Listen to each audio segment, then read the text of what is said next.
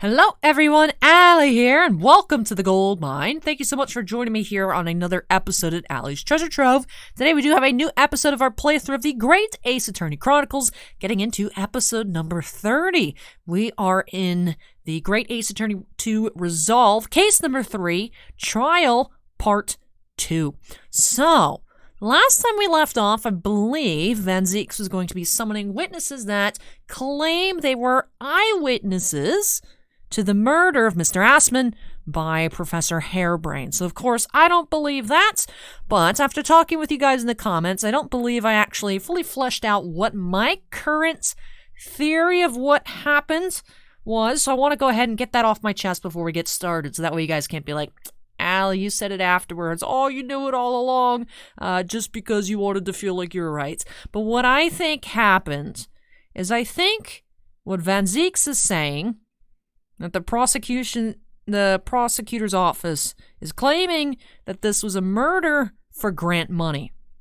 Now, one thing that tickled my brain a little bit, and I thought it was odd that none of the in-game characters were mentioned at all, but Professor Harebrain was saying that Mr. Assman gave him an engineer to build the machine. He's not good with that physical kind of stuff, so the technical stuff like that, he's good at the theory, so he gave the guy instructions to build a machine, the guy built the machine. But for some reason, this guy built the machine and they think he died in the machine. You're stabbed. But, he could have died in the machine. Dude got Star Trek beamed into different buildings, supposedly. So I feel like that guy is a suspicious character.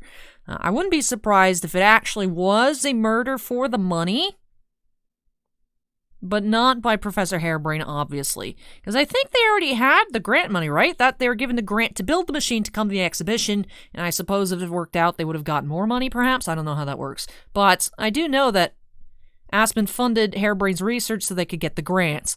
And the government gave, right? The government gave them the grant to come back. I mean, I might have to watch through it again just to double check, although I'm sure it'll be expanded upon here as we get closer, if this is indeed the route that this case takes here. But I think perhaps that, obviously, as we know, Mr. Assman was not necessarily the best guy. A lot of shady business. Wouldn't be surprised if the engineer double-crossed him or was someone out for revenge, perhaps someone from the past that just wanted to get back at him. Because I feel like, obviously, Mr. Assman was in on the switching. There's no way that he literally got Star Trek beamed to the Crystal Tower. There's no way. So someone had to be in on him helping scam the government out of more money, right? And I feel like this was his intention all along, was like, sure, this sounds crazy. Probably could easily fake that. Let's convince this guy actually believe in his machine and his instant kinesis theory, and then we can scam the government out of money. That seems like what a mob boss would do, right? So my theory is that someone to get, of course, the scam underway had to be in on it, that Mr. Assman wanted to appear, probably got dropped from one of those balloons in the sky on the Crystal Tower, right? So he probably got murdered in wherever or by somebody else watching him jump down, and then that's how he died instead of this fake thing, right? Because they could probably, right, he got instant kinesis, he got shocked to the next dimension, right? That's supposedly what happens. Probably could melt a wax statue. I would think that would produce enough heat, right? That's how energy changes form, right? Like if you're getting zapped to the point where your molecules are supposed to disassemble and they get reassembled somewhere else, that's probably producing a lot of heat. You think that would melt the wax, right? So I feel like that's where the missing wax statue is. So the wax statue melted, and then Mr. Assman got murdered by the disgruntled engineer, or someone associated with that engineer, perhaps a buddy, perhaps they were in on it together, I don't know. I feel like that's a bit of a loose end there. And then the end of the scam that was intended, that of course was never going to work. The kinesis was never going to work. It got dropped down, except instead of arriving alive like he had expected, Mr. Assman was like, oops, I'm dead. That's my prediction, Allie's big, bold prediction here, episode 30, calling it. And now that I've called it, probably is like 100% backwards, right?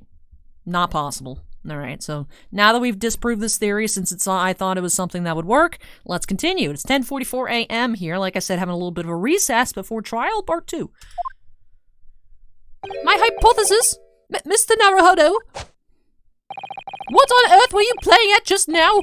Or rather, what on earth were you playing at all along? My hypothesis, my amazing hypothesis, you've been picking holes in it from the start. Nah, I'm sorry about that. But you promised me! You said you'd prove that dreaded explosion was an accident, not murder! Well, you're the one that tried to make it seem like it was... You did it. You literally said, oh, if I stabbed him with the knife, it would still remain because it can't transport metal. You said that you'd keep my precious invention from falling into anyone else's hands. But all you've done so far is try to undermine me. Oh, I've been undermining you, huh? Yes, I did make you a promise, you're right. I said that I'd believe in you and fight for your freedom to the very end. But I also told you I was no scientist. I don't understand your hypothesis. The fact is, there's an undeniable flaw in your logic, isn't there? Nah, but if I just run through some equations... Yes, you see, it's because my work is incomplete. Perhaps it is. Nevertheless, a man died as a consequence, didn't he? Oh no! You're right. You're so right. Phoenix right. It's all my fault. And I have no right to blame you for my failures. I'm a disaster, not just as a scientist, but as a human being.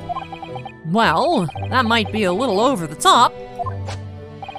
And while we're on the subject, what about Brock? He's being awful. Claiming his old university friend to be a murderer, you mean? He's a disaster, not just as a prosecutor, but as a human being. Oh, but no, wait. He's the Reaper, isn't he? Perhaps he's not classified as a Homo sapiens anymore. Glad that's cleared up. Can I double check something with you? Nah, yes, what? The machine and demonstration you prepared, they were based entirely on your hypothesis, I presume? There was no trickery involved? I drew the plans for the machine with my very own hands. Every line was painstakingly drawn from the belief that science is the only future. So yes, it's true that my hypothesis hasn't reached maturity yet, but please, Mr. Naruhodo, you must believe in it. All right, Professor. I understand. Counsel, defendant! The prosecution's witnesses are ready to take the stand. Court is about to be in session again. Make your way to the courtroom, please.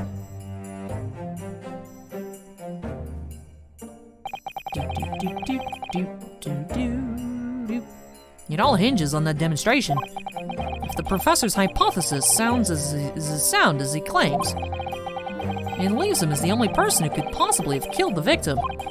But on the other hand, Mr. Sholmes was adamant. A practical implementation such as was attempted by the professor at the Great Exhibition is quite impossible. So really, what should I be trying to prove here?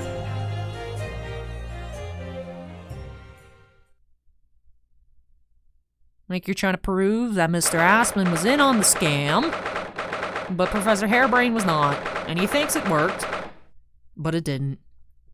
Alright, 11 a.m. My hypothesis! Ugh, Corn Girl. What is the purpose of the Corn Girl? In the name of Her Majesty the Queen, I hereby reconvene the proceedings of this court. Counsels for the defense and prosecution, are you ready to fill the new witnesses to testify? The prosecution is ready, my lord. As is the defense, my lord. So, Lord Van Zakes, I believe these next witnesses saw the demonstration on the day in question with their own eyes. Indeed, they did. And as luck would have it, one of them is a police detective. So the testimony we're about to hear can be considered highly reliable. Oh, really? What about, Mr. Check's notes? Raleigh beat and Patricia beat. Oh, Raleigh? Raleigh, you're so good at your job? Yeah, because that worked out well, didn't it? Perfect, a detective of all people. The prosecution's stance remains unchanged. Though it ended in tragedy, the demonstration on the day in question was scientifically sound. And consequently, the sole person with the opportunity to have committed this act of murder is the only other individual to have been present on the stage at the time, the accused. Thank you, counsel. The prosecution's position is clear. So, bring forth your witnesses now. Bailiff, show the witnesses in. The witnesses, whose proximity to the incident on the day in question will clarify the truth unequivocally.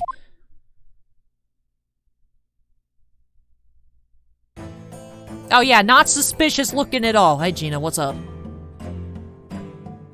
What in tarnation is that devil child in the middle? Witnesses, state your names and occupations for the court to hear.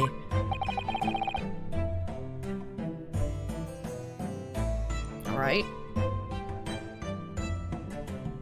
Look at his hat. Look at this dude's hat. My name is Balthazar Loon. I am the impresario of the hot air balloons in the vicinity of the experimento stage.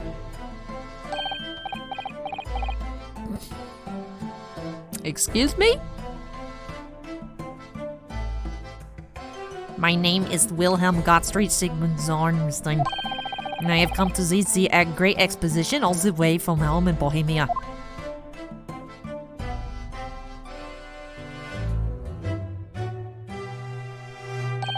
I'm very rich. Inspector Gina Lestrade, Scotland Yard. I'm a great detective, even Sherlock Holmes agrees. I was on security duty at the exhibition. I got up in one of them old balloons. It was amazing. Gina, again. What? But she did mention that she'd seen the disaster from up in a balloon, actually, didn't she? And then she clearly loved every minute of it. There were 3 balloons flying near the public experimentation stage when the incidents occurred. 2 of these witnesses were in one such balloon at the time and saw events unfold from the skies above. You make it sound like they were in the clouds. It was only an altitude of circa 60 feet, very low.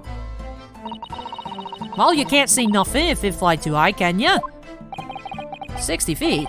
About 18 meters, then. Thank you for your introductions.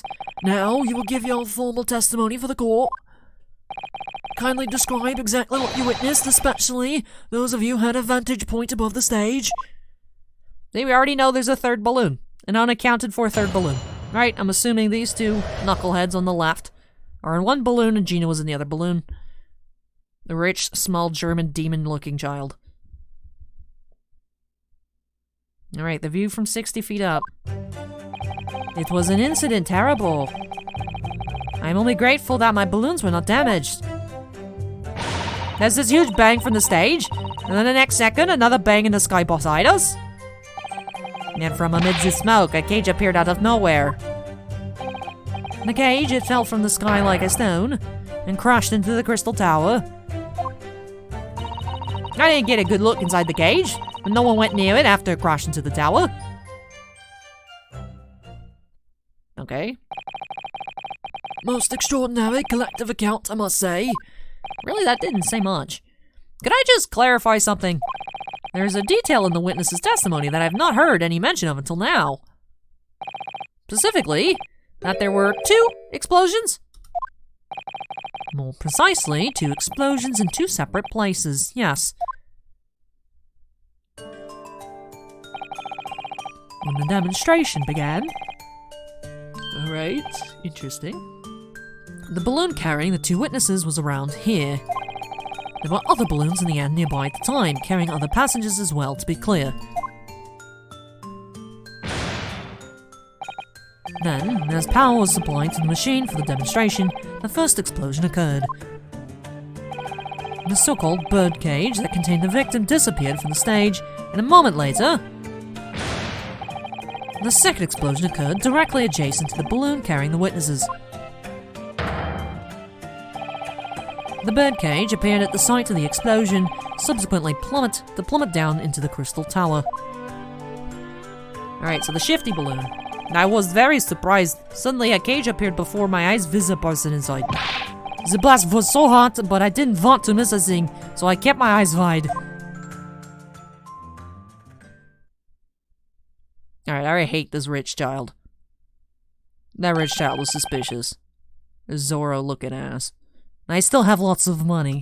Oh my goodness, get out of here, dude. How old are you? We gotta look at the court record. How old is this demon child? Looking at some people. Suspicious. 11. Bohemian Boy. His real name is Wilhelm Gottsreich Sigismund Ormstein. If anybody speaks, like I said, I'm assuming German. It says he's from Bohemia. Not familiar with my 19th century Europe. Does this translate to something? What's the meme here?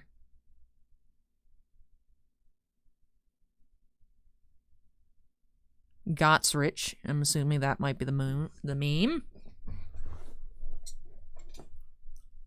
To be fair, I thought this was going to be like a 6-year-old based on the height.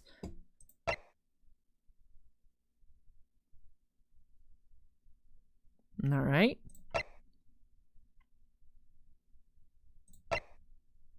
Gregson still has no chin. Alright. You're weird. Okay. Okay. Suspicious? Susato, come back. We need help. There is a scary child. Precisely, who is this curious infant? See? I'm told he is a young noble of Bohemian royalty. Apparently, he disguised himself in order to steal unnoticed into the Great Exhibition. Duh. I'm here in London on sightseeing trip with my elementary school. Why does he sound like the Skulkin brothers now? Nick, Dash. Dash, look at this kid. We found Skulky, our third brother. We will have the benefits of a child's point of view in the testimony.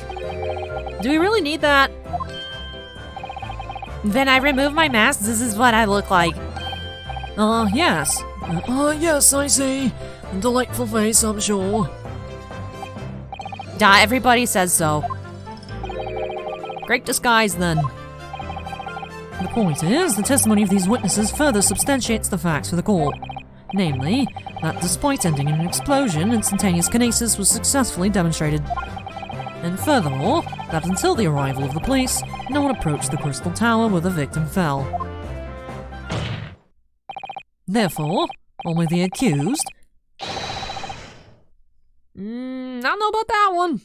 That's assuming he wasn't dead in midair. Therefore, only the accused, who has witnessed their husband on the stage, could possibly have committed the murder. Yes, thank you, counsel. Prosecution's views on the matter are quite clear. So, the defense's cross-examination now, please. Yes, my lord.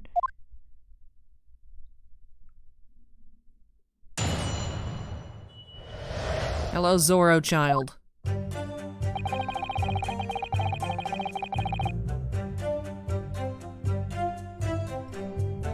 Hold it!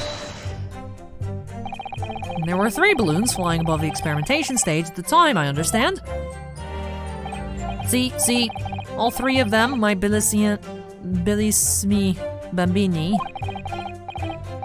They are very popular, signor. Some people will pay £10 for one ride. £10? That's more than my annual stipend. £20 a month, that is my pocket money. Royals have all the luck. I got up there for free, I did. Played the old I work for Her Majesty's Police card, you know. Detectives have all the luck. If they're so popular, why would you only be operating such a small number of balloons, though? Because if I have too many in the skies, they could crash into each other. The operators for the balloons were decided by lots, with each operator manning a particular area. See, and the zone above public experimentation stage is most profitable. Other impresarios, they hate me. Thank you, witness. I think the court has a clear picture of the arrangements for balloon rides at the exhibition. Perhaps we could hear more about what you actually witnessed of the incident? Right, I can fill you in there, my lord. Alright, Gina. Let her rip.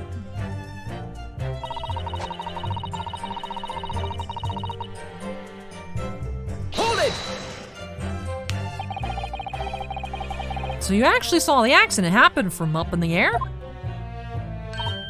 Yo, isn't it amazing what a detective gets to do, eh? I'm telling you, Odo, being a lawyer's a mug's game. You should join the force so we could go flying together. You know me so well. Yes, well, anyway. Could you tell us exactly what you saw, do you think? Everything. We saw everything because we were up above it all.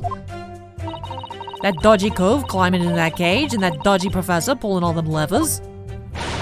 And that's when it happened. That's when there was that massive bang and the cage disappeared just like that. You are describing the moment the subject's body was decomposed by the electricity, I believe. And I didn't know what to make of it. But then there was another bang right in the ear. And I looked around and there was this huge great fireball right next to us in the sky and there was nothing there before.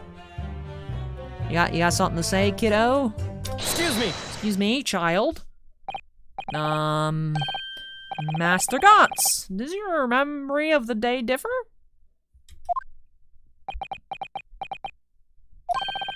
My teacher at elementary school said that when you meet someone for the first time, you should always use their full name. Yes. What was it again? Yeah, no, okay.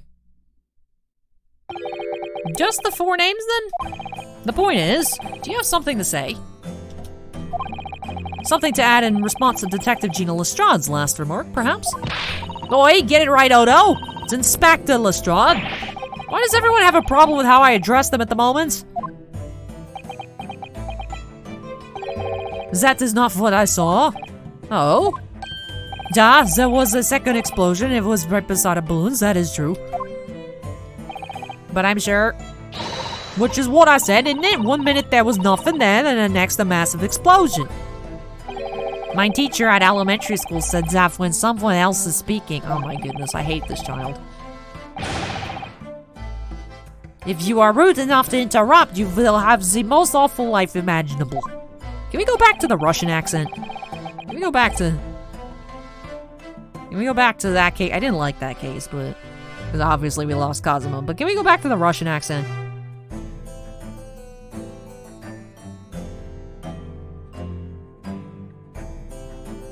What was the good meme? I don't have what? I have snake? Snake? I don't know, but there was a good Russian meme that I don't remember. One of the sailors said he doesn't have something, he has stick. I don't know. That was great. Oh man, I wish I remember what that was. If you guys remember what that joke was, let me know in the comment section down below. Anyways, are all Bohemians brought up to be so full of joy? Oh my god, quit buying stuff. We're in the middle of a trial. Just before the second explosion happened next to a balloon I clearly witnessed. A green balloon flying in the sky. A green balloon? Hey, you what? Never saw nothing like that. Well, I did. I saw it, and you can't say I didn't. I will complain to the council. I will cry and scream. My testimony is the truth. I am Bohemian Prince. You cannot say it's a lie. That is not allowed. Playing the blatant royalty card, are ya? Typical. Says the orphan who likes to remind people she works for Her Majesty's police. In that case, young man, I must ask you to amend your formal testimony. In the interest of cordial national relations between Great Britain and Bohemia.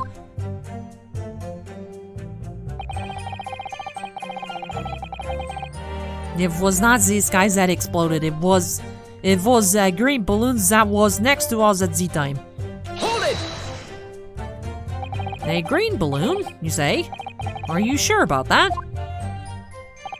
Of course I am sure. I am proud Bohemian Prince. All these questions are making me boring. I think you mean bored. Ah, English is very annoying. The language of my countrymen is far superior. Ragazzo, it is very wrong to lie. Lie? Flying balloons never explode. For the same reason the planets never explode. It is logical. Please tell me that doesn't mean logical. If you insult me, you insult all of Bohemia.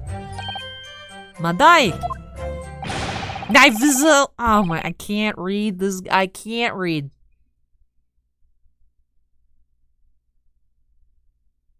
I hate this child.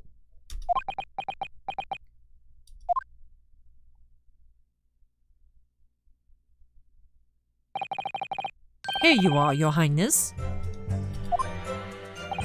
If only all international incidents were so easily resolved. Now that peaceful relations have been restored here in the courtroom, perhaps we could return to the testimony. Did you also see the moment that the cage materialized, Mr. Loon? No, I did not see the explosion myself. However...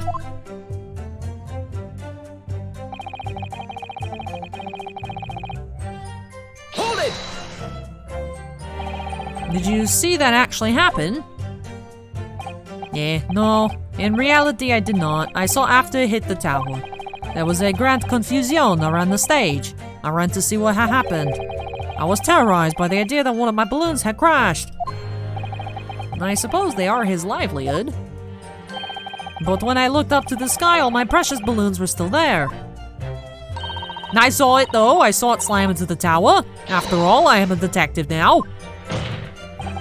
Then tell us what you saw, Inspector Lestrade. That's what I like to hear. I did. Alright. Hold it! Was it you who gave the order to keep people away? Eh? Use your head, Odo. How could it have been me? I was up in a balloon, weren't I? Right? So cause I weren't available, it was the boss who had to leg it over there. He was getting shoved and kicked all over by the panicking spectators as he tried to seal off the scene. It's a real sight to behold, I can tell you. Amazing. Poor Inspector Gregson.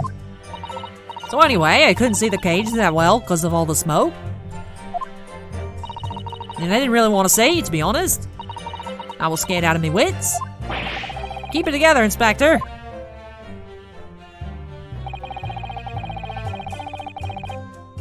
The prosecution really is asserting that the demonstration was genuine. But what if it was actually some kind of switch-around trick instead? And that would mean that the victim was never actually on the stage in the first place. And the two explosions would have thrown everyone watching into a panic for sure. And I think I need to find out more about what exactly people saw at the time.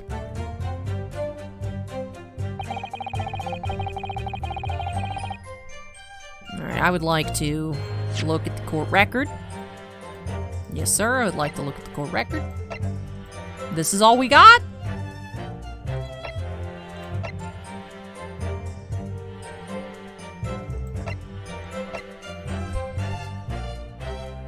Alright, we found a piece of the balloon.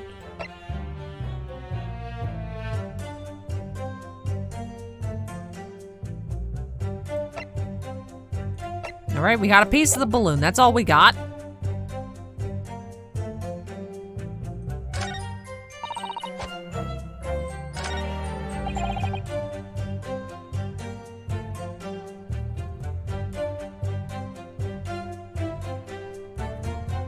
Alright, we had to extract this testimony. I suppose we can present this, see what happens. Objection!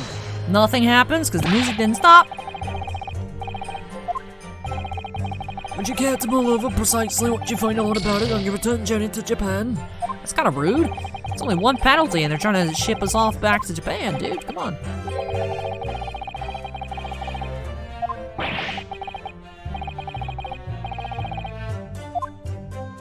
Zorro-looking demon child. Apparently with a head wound.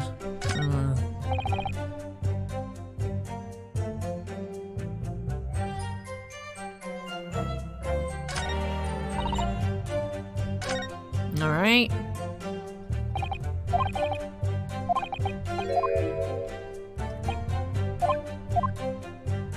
I guess we'll find out that the balloon was not his, perhaps.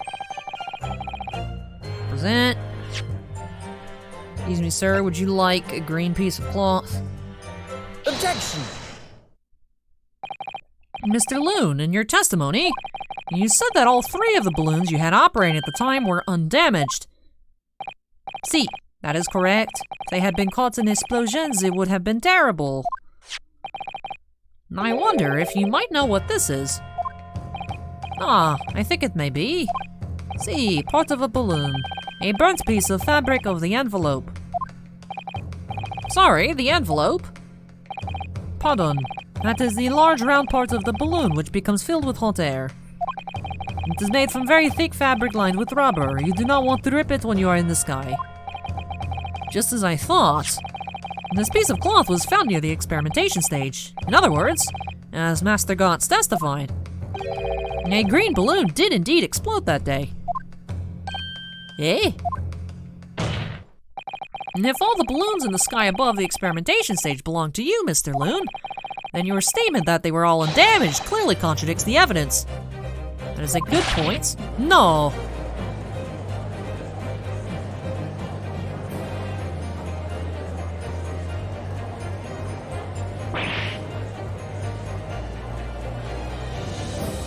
Corn girl. Objection!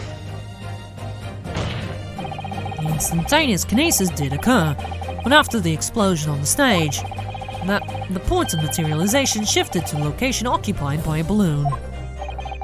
Causing the balloon to explode? Yes, eminently plausible. An unfortunate traffic accident, as it were, but it changes nothing about the pertinent facts.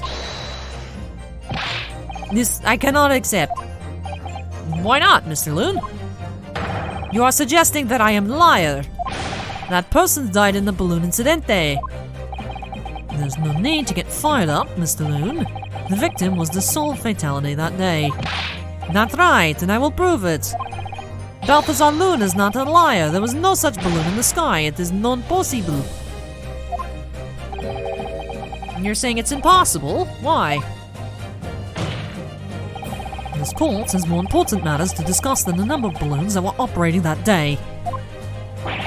Nay! Objection! But we can't ignore the fact that nobody appears to have known anything about this other balloon until now. My lord. The defense calls for further testimony from Mr. Loon.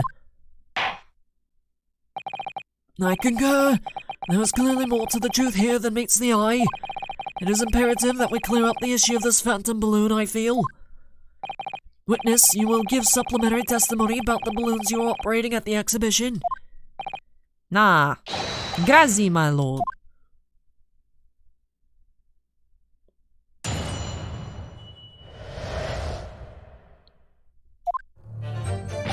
As I said, Balthazar Loon is no liar. Every balloon I had in the sky safely landed. All 3 of my balloons were carrying passengers. If they fell to the ground in an explosion, what a catastrophe. What? I just don't know how to read Italian, so I don't know how to pronounce any of these words. But you can't get away from the fact that a burnt up bit of cloth was found at the scene, can ya? The coppers at the yard reckoned it was probably some debris thrown from the explosion on the stage. The stupido ragazzo is mistaken. My balloons have the red and blue zigzag stripes anyway.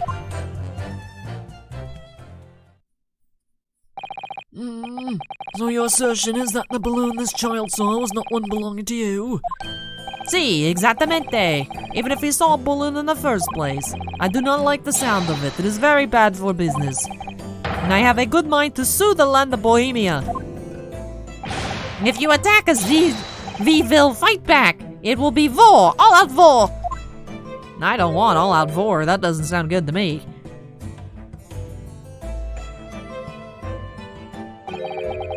What happened to all out war? Mr. Loon certainly doesn't appear to be lying. But that doesn't change the fact that the testimony and evidence are contradictory here. If the defense is unable to find fault with the witness's statements, the court must consider them the truth. Think long and hard on that, my learned friend. The situation has clearly changed now, and I have to get to the bottom of what happened here, no matter what it takes. Counsel, you may now cross-examine the witnesses.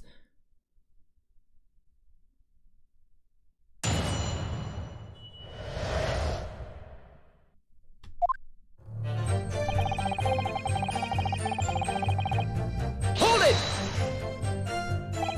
You couldn't just have forgotten one, maybe?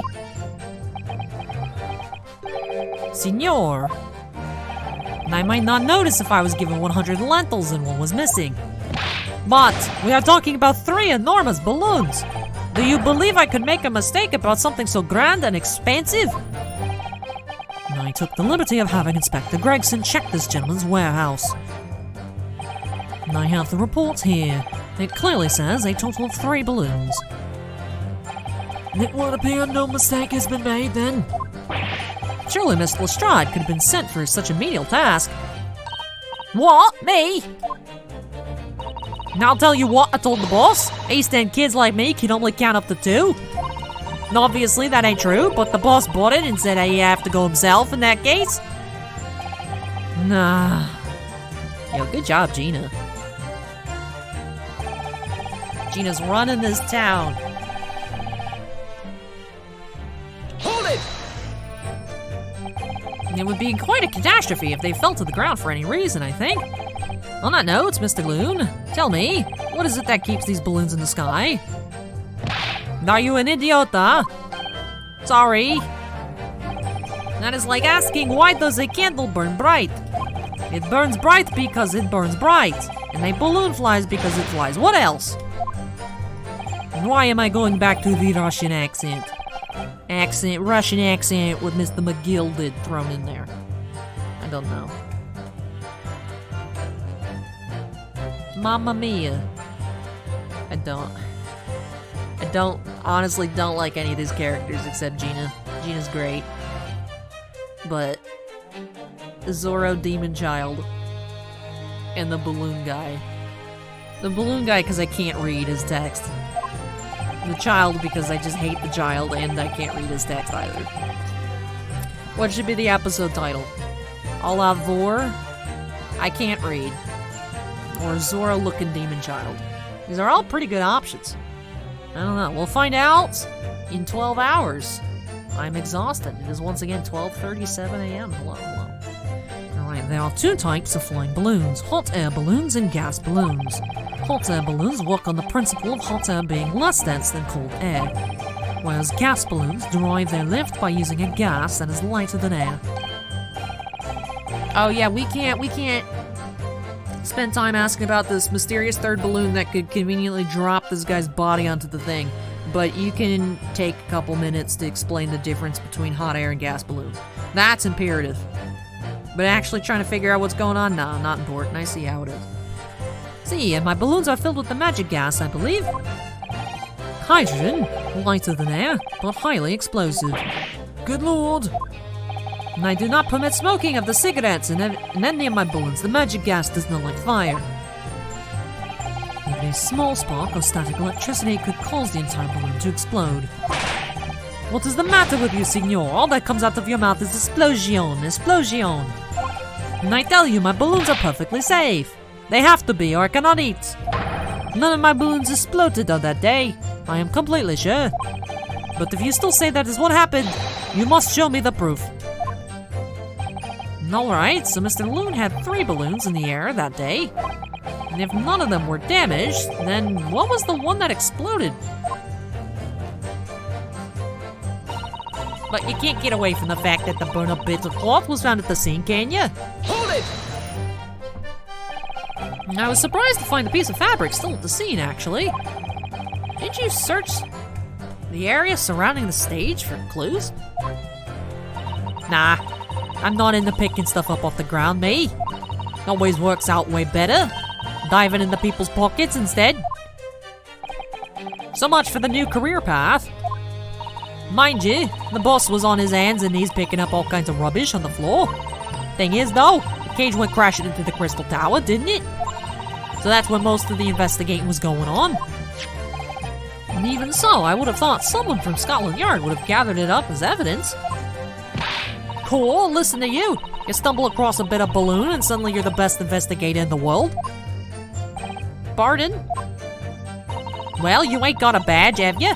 Like this one? I could arrest you with this if I wanted to. And I wouldn't put it past her. Come to think of it, there was a talk of some scorching on the ground at a meeting we had about the investigation.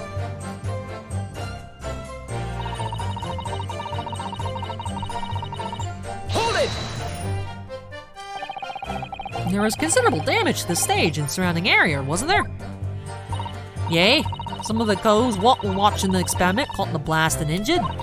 Good job, the old contraption didn't keel over, eh? No, I hadn't even considered that. It seems there was a great panic after the incident occurred. Nevertheless, the police shouldn't have missed a torn piece of the envelope from the balloon. Inspector Gregson can expect repercussions. Like me swiping all his fish and chips, eh? The man's sole pleasure. None of this matters. The scrap of balloon envelope means nothing. Niente. I like how he shakes his hand enough to be. That's how we should have known from the start. He's Italian. He's got the mustache. And he physically speaks Italian. Hold it! You mean the color is wrong? Si, senor. I do not have any green balloons in my warehouse. And yet, a piece of green cloth was found at the scene, and it's unmistakably from a balloon. Well, I do not know how that can be.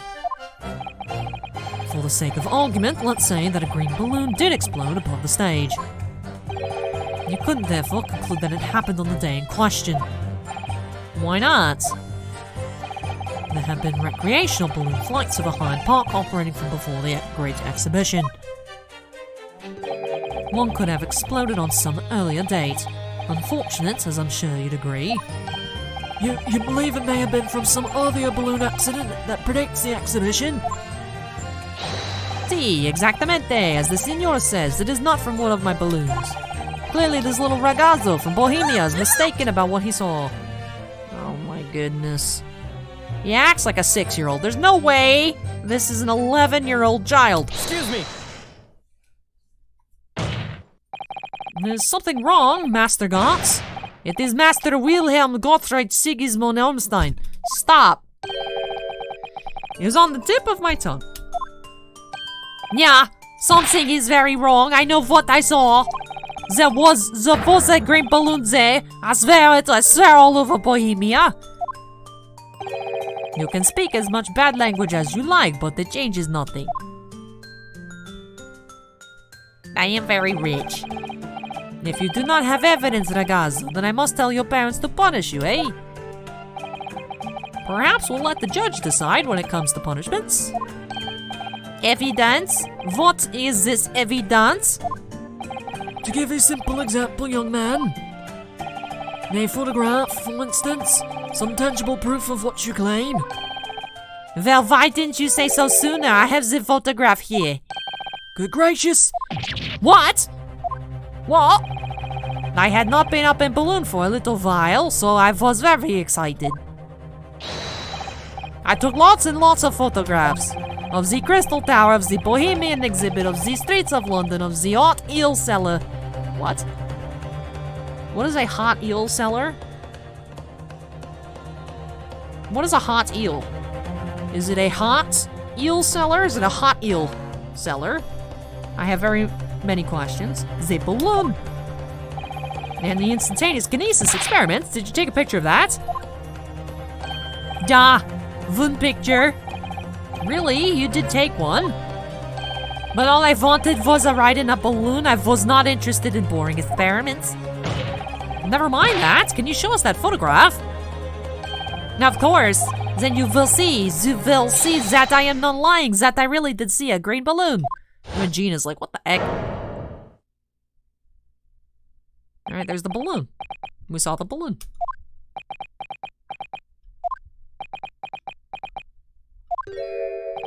Well, I see you are too shocked to speak. Yeah, unfortunately, it's in black and white. Yes, I think shocked is the word indeed, young man.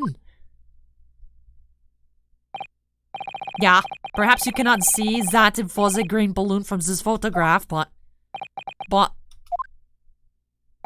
that is not my fault. That is the fault of the stupid person who made the camera.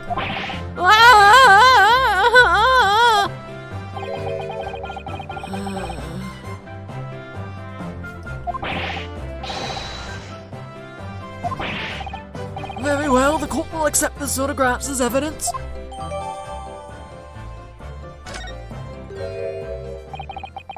It's not my fault. It's the fault of the person who made the camera. Well, never mind. I'm sure you have plenty of wonderful sepia memories to take home with you. In any case, when exactly did you take that photograph? Well, it was on the day of the big explosion. You don't say. When I pressed the shutter release, there was this very loud bang, and a hot wind rushed over my face. That means this photograph was taken a split second before the explosion occurred. Well, if you ask me, this black and white photograph changes nothing. I could not give the flying fig. Lovely language you've picked up. And as I thought, Mr. Loon's testimony just doesn't quite add up. The young Bohemian Boy claims to have seen another, fourth balloon, but Mr. Loon vehemently denies the possibility. And it's hard to imagine the man in charge could be mistaken about the number that were in the air. Still, this inconsistency must tell us something, I'm sure.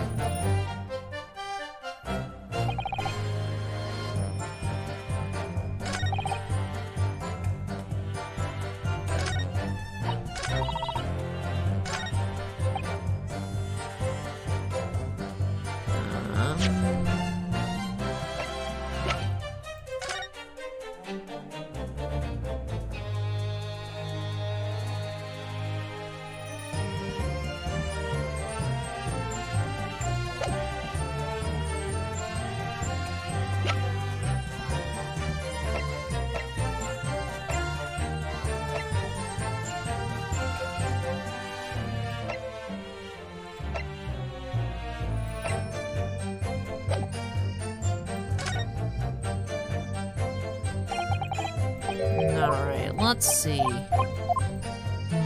We've pressed everything. We've extrapolated everything we can get.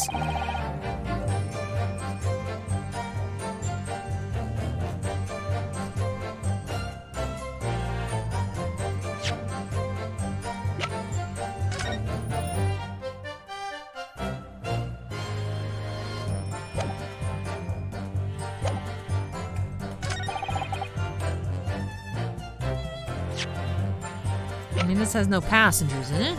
Objection!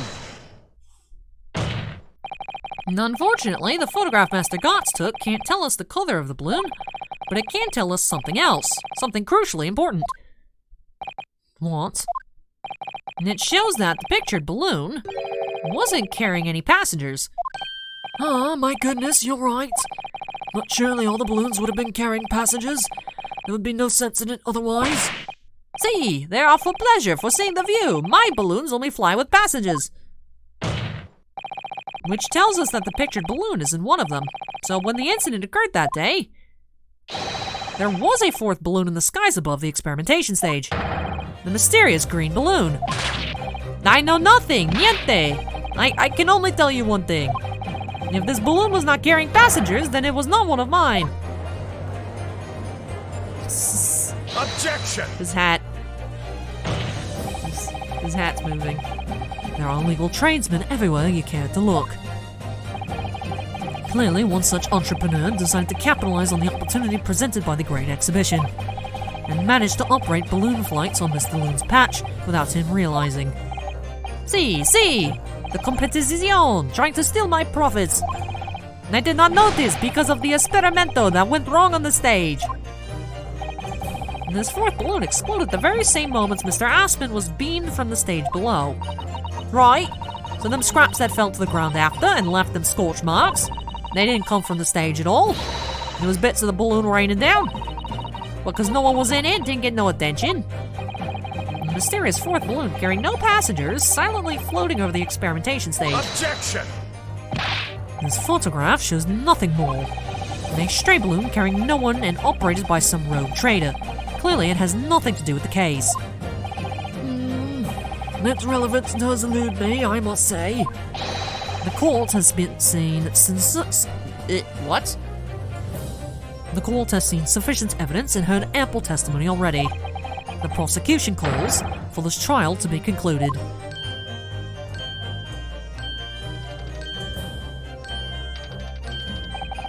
Really? Have we really got to the truth yet? No, I can't let this opportunity slip away. The jurors' minds are made up. and not in our favor. What else can this photograph tell us? Is there nothing more we can learn from it? There's more. Objection! Ladies and gentlemen of the jury, wait. Please don't give your decisions yet. The photograph from Mr. Gotts may well be hiding one more vital clue. What's that? A vital clue? Objection! We are well past the point of mere possibilities. It's time for definitives now. So tell the court. What exactly does this alleged clue in the photograph prove?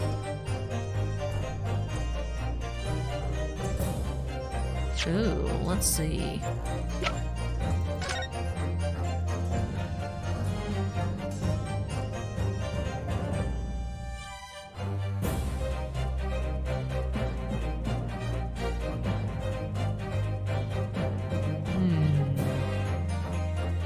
Oh! The balloon got harpooned. I just noticed that.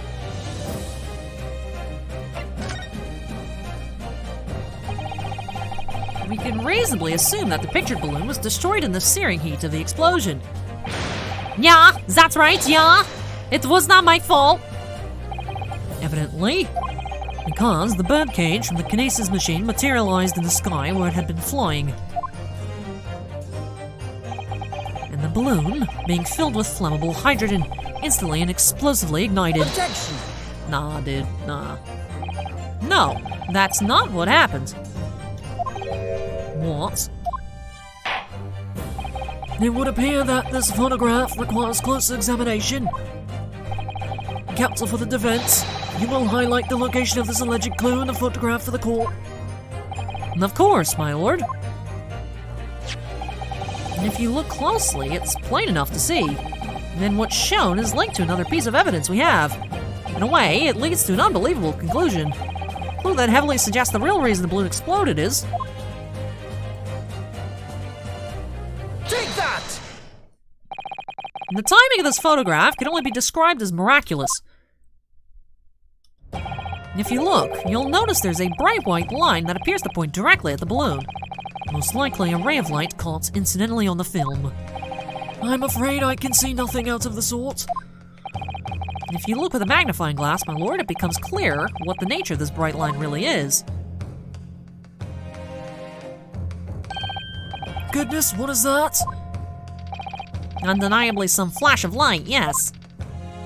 Oh golly, do you think it might be lightning? But it couldn't have been a finer day. I believe we may be looking at a fire. A bolt of fire heading straight for the balloon. Like an arrow. Indeed. Even to my aging eyes, it would appear to be a flame of some sort. My word, are you suggesting this flame struck the hydrogen gas that filled the balloon? Objection! That's absurd. The balloon would have been 60 feet above the ground at the time. No flame could possibly have reached such a height. Objection! Actually, it's my opinion that a particular piece of evidence found at the scene reveals how exactly this happened. What evidence? If such evidence exists, counsel, then for goodness sakes, present it, man. What evidence explains this mysterious streak of flame that appears to be headed directly for the balloon? Take that! This was found hidden at the foot of a small ornamental tree near the scene. Good lord, is that a crossbow? An arrow dipped in oil instead of light could have been shot from this weapon, sending a flaming arrow straight into the hydrogen-filled balloon. Are you suggesting that the crossbow was used to deliberately... Blimey, you're right! That streak of lightning in the photo looks just like an arrow, doesn't it? Then, the explosion of the balloon that was... very likely the result of a flaming arrow from this crossbow igniting the hydrogen gas inside it. No. Order! Counsel, this is an extraordinary supposition. And if the aim was to cause the balloon to explode, the shooter could have used a gun, of course. However, there's an obvious reason why that would have been out of the question. The noise of the discharge, of course. That's right. By using a crossbow, the projectile could be fired at the balloon silently. Well, yeah, if someone had shot a gun off in the exhibition grounds, it would have caused a real panic. But with the big explosion, there was a very big panic anyway, no? I don't like this. And I should be pleased to have found a plausible new explanation for all this, but something feels wrong. Objection! Do you understand the implications of what you're saying, my Nipponese friend? If a flaming arrow did indeed hit the balloon, then it's obviously it would have exploded. And if the birdcage appeared from the cloud of smoke that ensued... What? Wait a minute, what you really saying here? I don't get it. Was the birdcage beamed up into the sky after all? Or what? My goodness me! Nah, now I understand. That's what that sinking feeling is about. And I think there's a good chance that the birdcage was actually concealed inside the balloon all along. What? Did I just hear that correctly, Council? There's no going back now. The horse is bolted.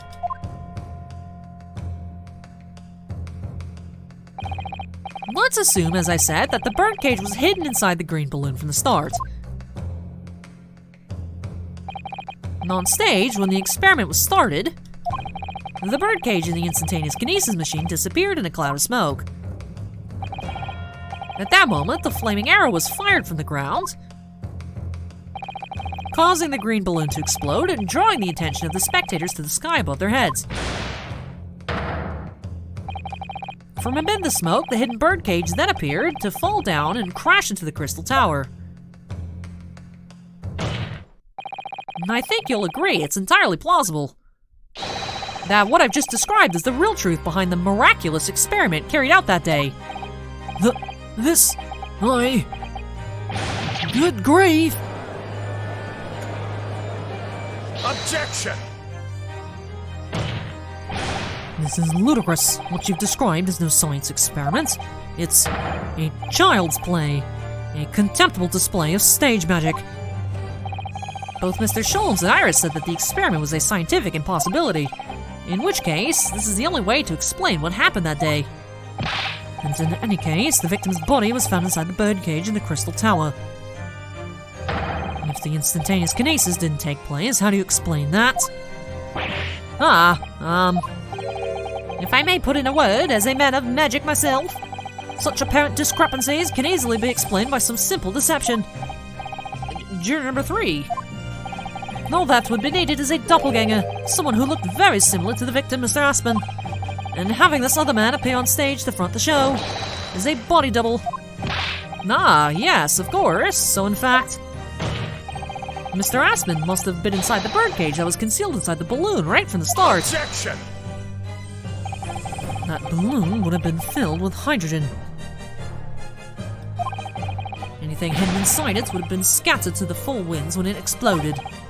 Not one would ever have embarked on such a risky venture. Not necessarily. The explosive force of the balloon gas would very much depend upon the mixture ratio. Juror number 4. Flying balloons are rarely filled with pure hydrogen, but a mixture of other gases such as helium as well. Helium on its own doesn't explode, but by controlling the gas mixture ratio, the explosive force can be altered. The mixture ratio? Obviously, the victim's body would have suffered some burns. That would be unavoidable. But not to such an extent as to render the whole obscene charade impossible. So everything that happened can be explained, logically and scientifically. And the explosion that engulfed the stage at the start of the experiments was no accident. It was all part of an elaborate deception, to make it appear that the instantaneous kinesis had occurred. Well, goodness me. And if we accept that this is what happens, then it means that the victim, Mr. Aspen, was never present on the public experimentation stage to begin with. In short, he couldn't have been killed by the defendant who was on stage in full view the entire time.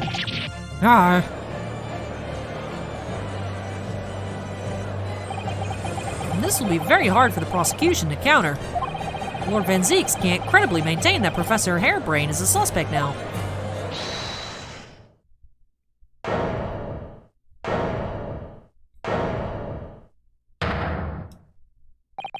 Mr. Naruto, I appreciate your efforts, thank you. Professor? But you can stop now. Just keep your mouth shut, please. Oh, is he in on it? Sorry. What's all this about, Mr. Hairbrain?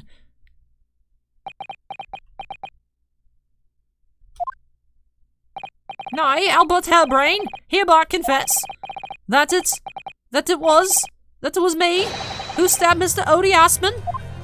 Yes, it was me, with my faithful friend and partner, Andrew the Screwdriver. What are you doing? Oh, so was he in on the scam?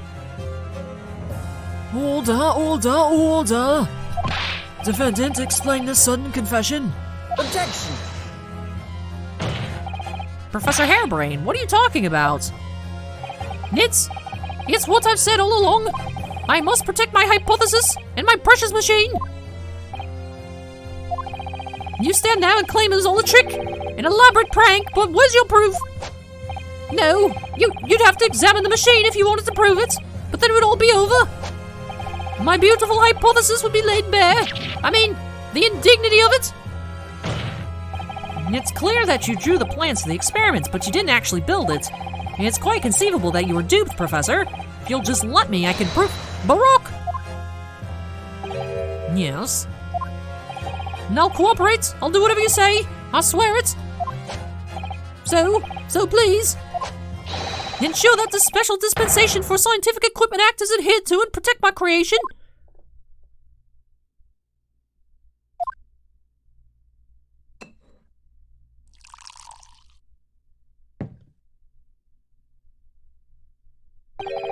Pray forgive the discourtesy of filling my whole chalice at this critical juncture.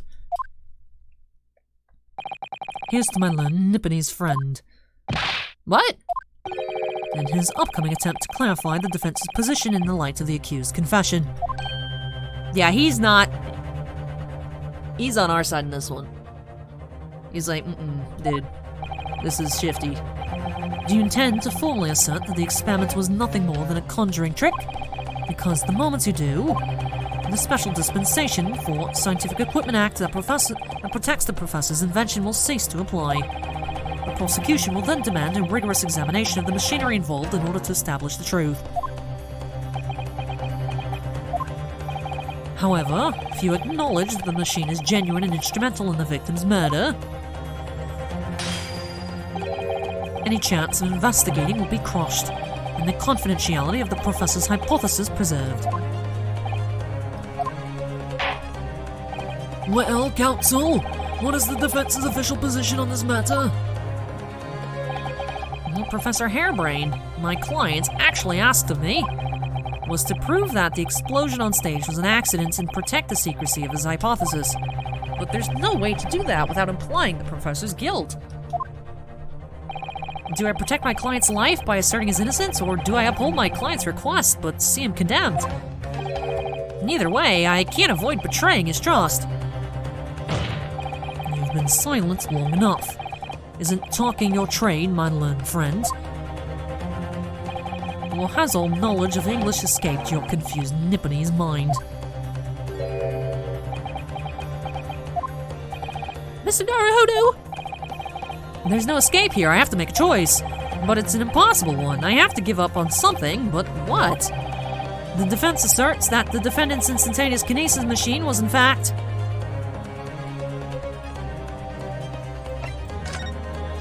Dude, I'm not gonna let you die.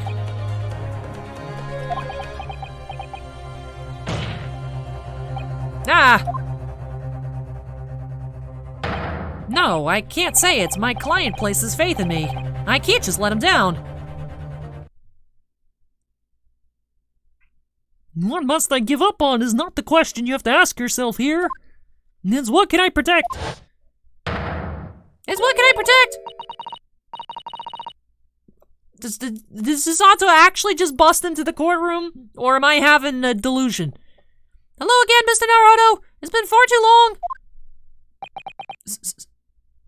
Susato-san! But what are... Hiya! Alright, she's real. Alright, my first Susato takedown in 6 months. There'll be time to talk later, Mr. Naruhodo. For now, we must concentrate on the task at hand. Which is working out not what I have to give up on, but what I can protect. I'm protecting his life. Professor Hairbrain. Ah, yes. Yesterday you told me that science is the pursuit of truth. Well, my job is to pursue the truth too. Yes, of course. And personally, I believe that you didn't stab Mr. Aspen. And I think you've come to realize something yourself too, haven't you? That your experiments in the machine you built with the victim are questionable. The truth behind that is what we must both pursue now. Ah! Yeet. So, you've finally opened your eyes. What? And as for you, Albert, you can't ignore this any longer. No. Having heard my learned friend's assertion, don't you have something to say? Baroque! Lord Van Zeeks. Gosh, I've never heard him speak that way before. In truth, there is one thing, something I've remembered that's of relevance. What? On the day it happened, just before I began the experiment, I saw a man near the stage. A man holding that crossbow.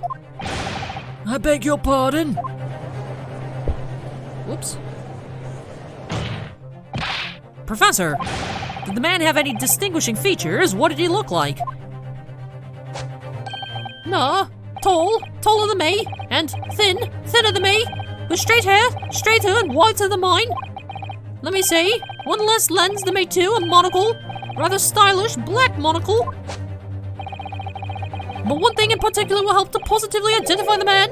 You see, I know him very well. After all, he's the engineer who built my invention! Or is the title of the episode Allie Big Brain? Ooh, we got so many good options here at 1:07 a.m. Ooh. What? He built the machine? That's right! Mr. Aspen introduced him to me a year ago. He's a man by the name of Enoch Drebber. Enoch Drebber? Does this name mean something? Members of the jury seem flustered. Not a name any scientist wishes to hear. That man's an abomination. Not a name any conjurer wishes to hear either. Who on earth is he? I'm afraid this isn't the first tale of this nature that I've heard in scientific circles in connection with that name. And there's talk of other flamboyant experiments that turn out to be nothing but stage trickery in the end. Obviously, the rascal is after the government's research grant money. When magicians are in need of money, I have heard of them resorting to these underhanded tactics. Some acquaintances of mine with experience of such things have mentioned Enoch Drebber's name before. The man is both an engineer and a magician. Yes, we're dealing with an unparalleled confidence trickster here. That's Enoch Drebber for you.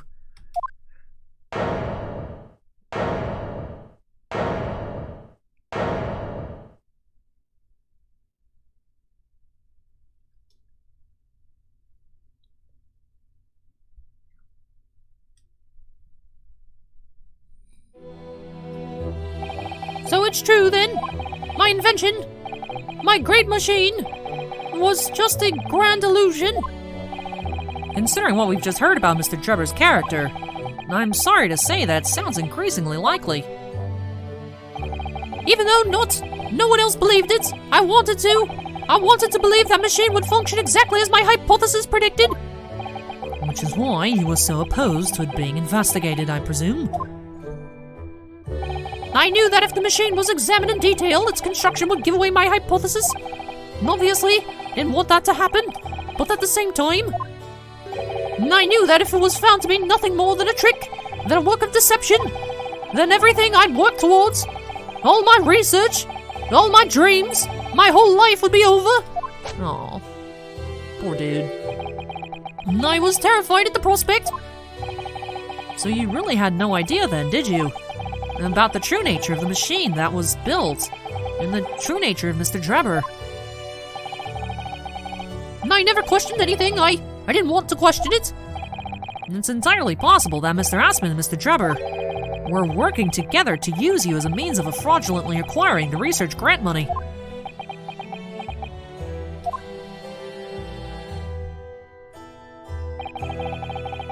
When I announced my invention to the crowds that day, it was the finest moment of my career. And I pulled all the levers and turned all the dials in exactly the way Drebber had described. When the smoke suddenly started billowing out, I panicked, and I didn't know what was happening.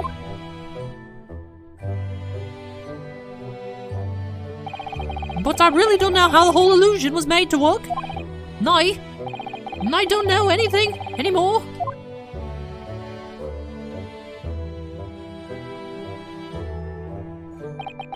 Let me confirm one final point with you, Professor. Do you now consent to the prosecution submitting the necessary paperwork to release your invention from the protection afforded by the Special Dispensation for Scientific Equipment Act? Yes, please go ahead. I'm very sorry.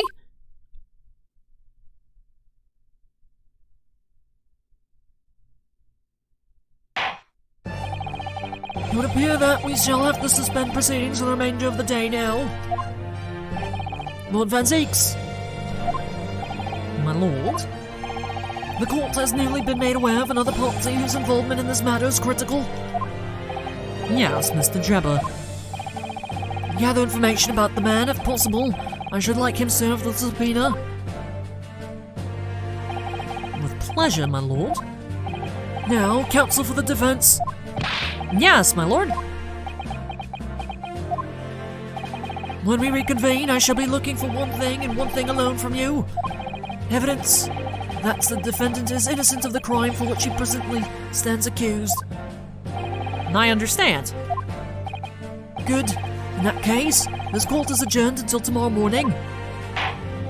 Alright.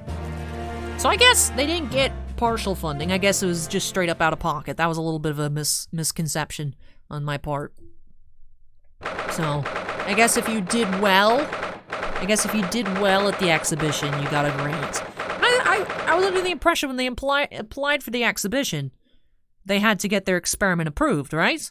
But I guess if this guy's a mob boss, he could probably just pay off whoever was approving the thing to sign it off, and then if he can't go up much higher, then that's why he'd need to fake the experiment. So I was under a little bit of false pretenses there, but I still think then it had to be motivated by getting back at Mr. Aspen for something, right?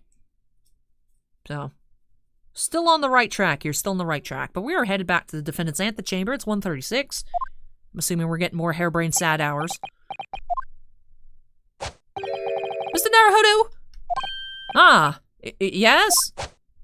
I'm so sorry! That was wrong! You were right! I tricked you! You trusted me! I dragged you into my mess! Oh, how did it ever come to this? I'm so sorry! Did you really have no idea, Professor? About what Mr. Drebber was really up to, I mean? About what he was really constructing? Naturally! That machine was the embodiment of my hypothesis! All my hopes and dreams! I had complete faith in it!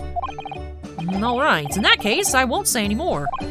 Now, sadly, the murder accusation against you still stands, so we must do as much investigation as we can before the trial resumes tomorrow. Also, literally, Susato's here, and we just moved past that, right? That wasn't like some weird fever dream, right? Well, thank you for doing so much for me! Okay, she is here. It wasn't a weird fever dream. Okay. I'm so sorry for arriving late this morning, Mr. Naruhodo. Arriving late? Didn't you receive my postcard? I wanted to let you know when I'd arrive. Postcard? What postcard? I hid it from you, Runo, so it'd be a surprise. Well, did it work? I was surprised, all right, especially when she threw me to the ground. Oh dear, I'm so sorry. I was just so happy to see you again that it sort of slipped out. I just kind of slipped out of yeet. You know, sometimes these things happen. Maybe we could stick to more traditional displays of emotion in the future. Susie's train was late in the London Victoria this morning, you see? But we made the coachman really whip the horses hard so she didn't miss the whole trial. And I was watching from the gallery for a while, but in the end, I'm afraid I couldn't contain myself. Just breaking into the courtroom floor, huh? Well, I'm glad you didn't. Oh! Having you at my side in court gives me the strength I need to win. So, I'm, delighted to see you back in London. Oh, you're too kind, Mr. Naruhodo. I'm delighted to be here. I hope I can continue to be of service to you. Of course. So, what's brought you back? Did Professor Mikotoba not protest? Let's save all that conversation for when we're back at home, shall we? You know, I've made one of my most special blends ever for this special occasion. Oh, Iris! How wonderful! I can't wait!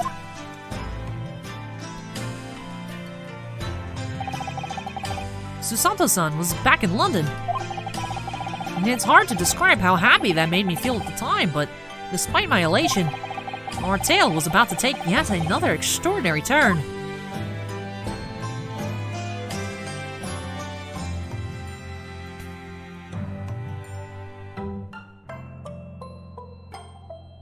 So many twists and turns. See, maybe I predicted the outcome of the trial, but I didn't predict this. I feel like something big's gonna come out here. But alright, let's save that. 116! Alright, getting into investigation part 2. For a while, it was like very weirdly off. It wasn't saving to the right one, but this is... I went and I looked at a walkthrough and I just looked at the different things that you can click on for the different segments of the game, so... It's investigation part 2, and then we'll be getting into trial part 3 afterwards. So episode 31 up next will be investigation part 2. Glad that the save files are back to being the way I expect them to do, or expect them to be rather, instead of just saving, like, I guess the real tail end of what episode we were finishing up. So then it, like, I remember I got really stressed out that one time it still said that same part with olive green. I was like, I should save again just in case for some reason I didn't save on video, and then I just closed it out and I was like, oh no, did I just bamboozle myself? But no, it just saved at the very tail end of those parts. So glad to see that we're back on track. Susato's back, everything again is right. It only makes sense. But yeah, I was not expecting Susato just to pop up and throw me to the ground, but hey, it was very welcome. So I think I was on the right track with how this case played out. So the engineer was there. I was worried perhaps for a second. It seemed like Hairbrain was maybe pulling a fast one on us and he knew the whole time. But I was like, I thought he was super genuine about believing in his hypothesis. So it turns out that was correct. And there is that shifty engineer. He's not actually an engineer. He's a scientist, but also a magician. That is known to be shady. So him and Mr. Assman were teaming up. So it makes me wonder if there was perhaps a third party involved that wanted to kill Mr. Assman, because why would you go through all that trouble of then literally being the guy participating in shooting down the balloon? But then again, Mr. Assman was put up into the balloon dead, right? So, I don't know. Interesting. So I'm curious. Let me know your theories. Let me know your theories on why Susato is back. Let me know your theory on this engineer guy. Anything in the comment section down below. Of course, I really hope you guys enjoyed this episode. So if you did, before you head on out, don't forget to go ahead and smack that like button. Smack it. And of course, if you're not yet part of the Allie's Treasure Trove family, I'd love to have you join us. Make sure you go ahead and hit that subscribe button. Also, before I get on out of here, since it's pretty late, I do want to do this wrapping on up stuff pretty quickly. Do have to give a big shout out to all of my patrons over on Patreon. So thank you so much, you all, for your above and beyond support. Really, truly do appreciate it. To have 5 Ultimate Excavators: Jack Perez, Keith Muna, Mako, Mark Mardini, and Stephen Olivo. 2 Gemstone Miners, Andon and Stephen Bly, and 1 Crystal Collector of John Michek. But thank you so much to all of my patrons, whether you're on a tier in which I say your name at the end of every video or not. Really, truly do appreciate your guys' above and beyond support. But with that does wrap up Trial Part 2 here, episode number 30. And do have a regularly scheduled video for Thursday, so for tomorrow, you guys will be seeing some regular content. But we'll be getting into Investigation Part 2 on Friday, so definitely some time for y'all to catch up if you've been behind an episode or not. But we'll be back getting on into some more Chronicles on Friday. So thank you so much for watching, everybody, and I hope you'll join me next time as we delve deeper into these mysteries here on Allie's Treasure Trove. Take care, stay safe, and hope to catch you in the next episode. Bye!